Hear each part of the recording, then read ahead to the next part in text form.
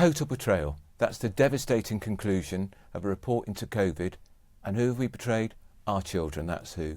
Primary school children, junior school children, senior school children, still children almost, aren't they, when they go to university, totally let down. This report says, quite simply, ministers did not give enough thought to the devastating impact on our children of the decision to close down virtually all our schools. Some were open, of course. They were the ones whose parents were key workers, but they were in a tiny minority. This report says the failure to treat schools the same way as hospitals and public transport, for God's sake, was a devastating indictment of the way ministers handled the whole COVID pandemic. It says they just didn't give enough thought to it. I was thinking about that. Did they agonise over it, or did they just get into what I call groupthink? This is what they're doing in Italy, this is what they're doing in France, this is what they're doing in Germany. I know, we'll shut down our schools too. They didn't in Sweden, you know, and Sweden had a much better response to COVID and a much better recovery to COVID than we did. Boris Johnson, to be fair, he didn't even want to close down the economy, but he was bullied and pressured into doing it by the Quad, which included that memorable figure, Matt Hancock, the Health Secretary.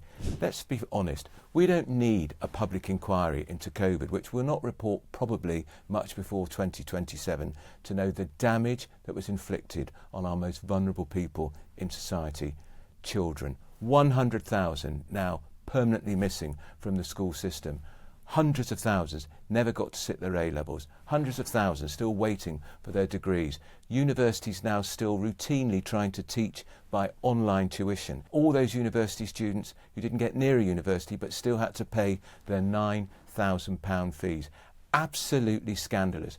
All done by a government that was supposed to have a grip on the great pandemic. This report is the first of many. There'll be many more suggesting that children have been terribly let down. Look, I don't have kids, but I was arguing all the time here at the Daily Mail. We've really got to be saying, don't close the schools.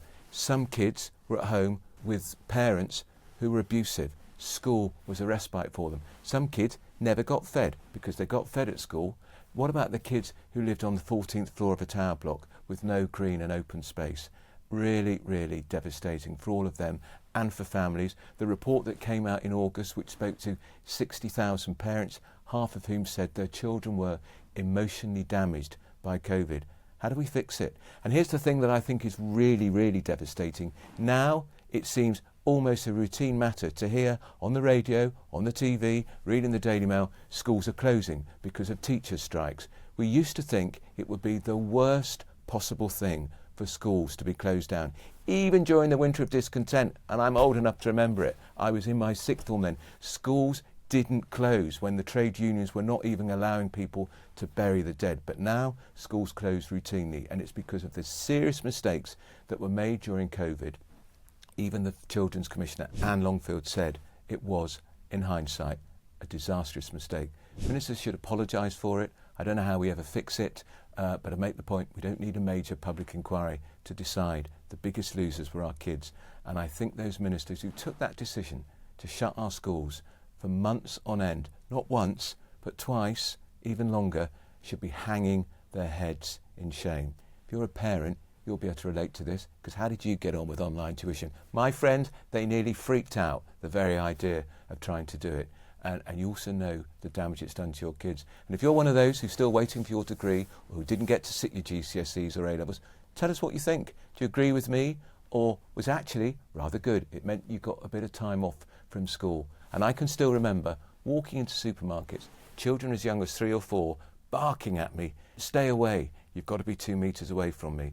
We turned these kids into little robots, and I think that's a really sad thing. Let me know what you think. Comment below. Give me your reaction.